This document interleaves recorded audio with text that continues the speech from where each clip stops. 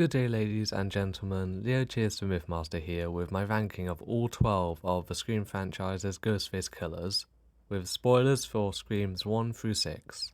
And yes, I did say 12 and will only be counting the main Ghostfaces, so apologies to all of you Jason and Greg fans and Killer and Jelena theorists. I'll be using a handy tier list and will be going through the Ghostfaces in alphabetical order, telling you my overall thoughts on them, and feel free to comment your opinions down below. First up, I'll basically show you the tier list.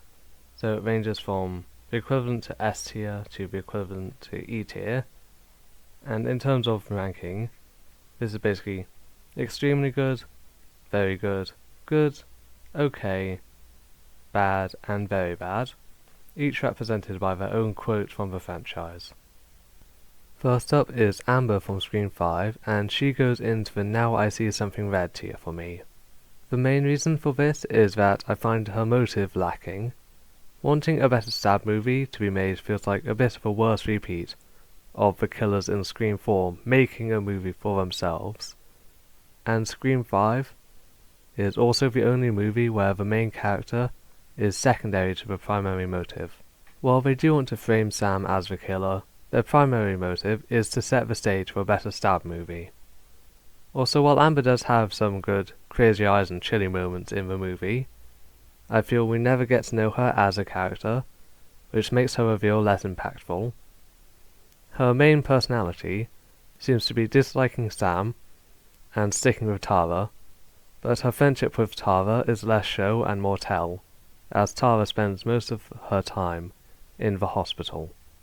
Next up we have Billy Loomis, who is an immediate Hello Sydney, and will be my highest ranked Ghostface in this video. Others may make it to this tier, but they will be firmly behind Billy. He is the mastermind behind the events of Scream 1, driven on by a hatred for the family of Maureen Prescott that extends even to her daughter who he is dating.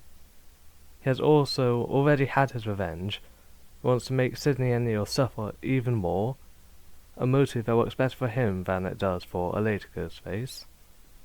Billy is the original psycho boyfriend, and has the unarguable biggest impact on the rest of the franchise, haunting Scream 2 in more ways than one, and sticking around even in the new era with his secret daughter. I mentioned crazy eyes and chillingness with Amber, and those are both terms basically used to describe how a Ghostface acts after their reveal, and sometimes even before, at least for chillingness. The crazy eyes always comes after. And out of all of the killers on this list, Billy Loomis is definitely the most chilling. Charlie Walker is, in my opinion, the most underrated and misunderstood Ghostface. If a full video into my thoughts about him would be something you would enjoy, tell me in the comments below. To me, Charlie goes into the I'll be right back tier. Scream 4 is the only movie, or without a movie lover Meeks to say the rules, so that honour goes to Charlie and Robbie, making Charlie the only killer to also be the film's rule giver. I think his primary motive is to make a movie, and that while he definitely feels scorned by Kirby to some extent, I do not believe that lust and revenge are his main motives, as it's often shown to be, or at least I've experienced most people think they are. Another reason that I have him placed where he is that Charlie fits really nicely into the Ghostface role of being a secondary character in a well-rounded cast, which means his reveal isn't unimpactful, especially when paired up with a more prominent character reveal. He is just an all-round solid Ghostface. Plus, I think his reveal is one of my favourites for a not taking off a mask reveal, if you get my meaning. Ethan comes next, and I am putting him into the I never said I was in your closet category, which, as I stated earlier, is the okay tier. Not bad, but not amazing. It was so obvious that he'd be a Ghostface, that even the characters in the movie were suspicious of him, and he didn't even have to fake his death, as they did just let him stick around. He is probably the most suspicious killer in the franchise, because at least with Billy he faked his death, and there was the whole prison phone call thing. Ethan had none of that, but did have a nice twist being that he was Richie's brother, which I didn't see coming, and he also acted great post-reveal. You know what, I might actually move him up a tier, as while it was obvious that it was going to be him, the fact that there were 3 Ghostfaces and the fact that he had a bonus twist which felt natural but also wasn't obvious, stops his general obviousness from being a hindrance. Jill is up next, and is probably the Ghostface who comes the closest to winning. She successfully manipulates Charlie into being her accomplice, and if not for a few mistakes, could have gotten away with all of it. The 3 key mistakes are mentioning the matching stab wounds that she shouldn't have known about, not putting Trevor's and Charlie's fingerprints back on the gun and knife, and failing to kill Sydney multiple times, but A+ for effort. While nearly all Ghostfaces suffer from monologue sickness, Jill is the most affected by this, due to her twisted belief in her self-importance, and her want to be the star. That is to say, her monologue sickness makes sense, and enhances her characterization. On rewatch, it's easier to notice her lack of concern and empathy for anyone other than herself, even when she pretends otherwise. All of this, as well as how personal her motive is, yes, and how relentless she is, puts her solidly into the everybody's a suspect tier for me. With Mickey, I really enjoyed him when I watched Scream 2, and it may be because I've seen all of the other Scream movies more recently, Mickey doesn't stand out much for me. His motive is nice and unique, but lacks a personal touch. But this is perfectly fine for the movie, as we have a proper personal motive. But for Mickey as a character, it does move him slightly down on the tier list. Mickey does have some good moments in the film class and shows up enough times throughout the movie, but I can't really think of anything else to say about him other than maybe he was a bit foolish for being surprised that Mrs. Loomis turned on him, but that doesn't really affect his ranking that much.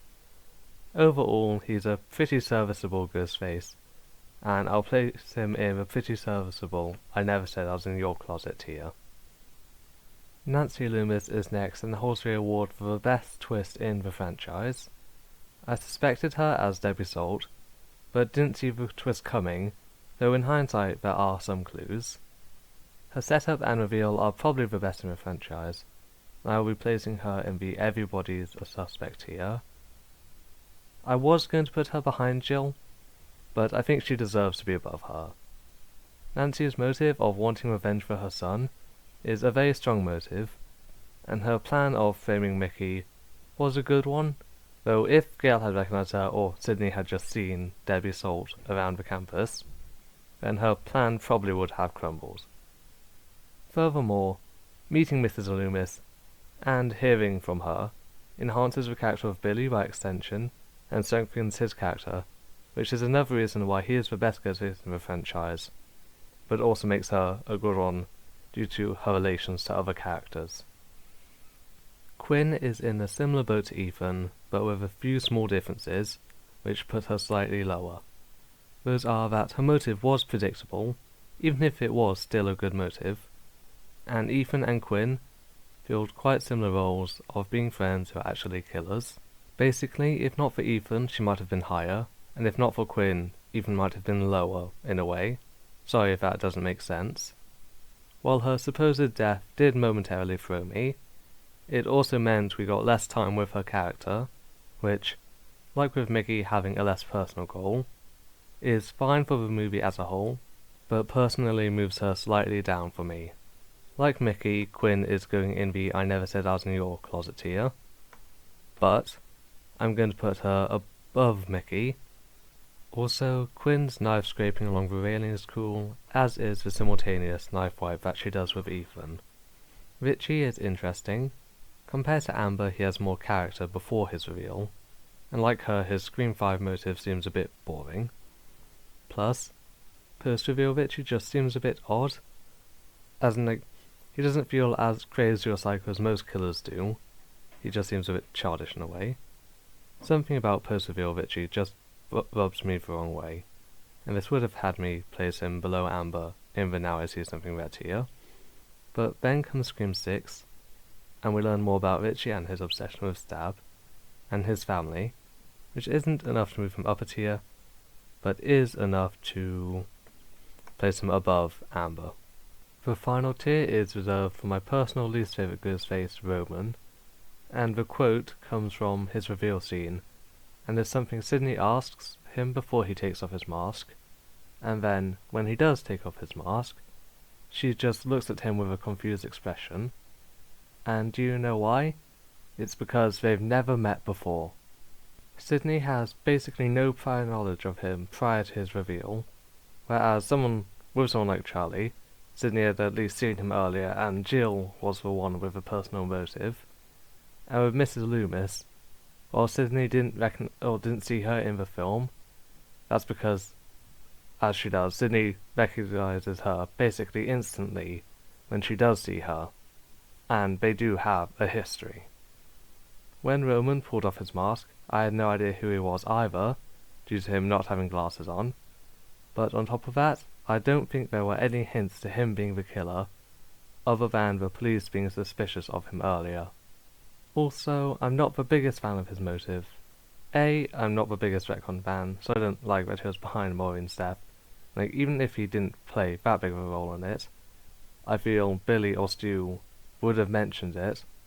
But also B, while Sydney may have had a proper mother growing up, she has also nearly died several times, and lost her mother, while Roman became a successful Hollywood director.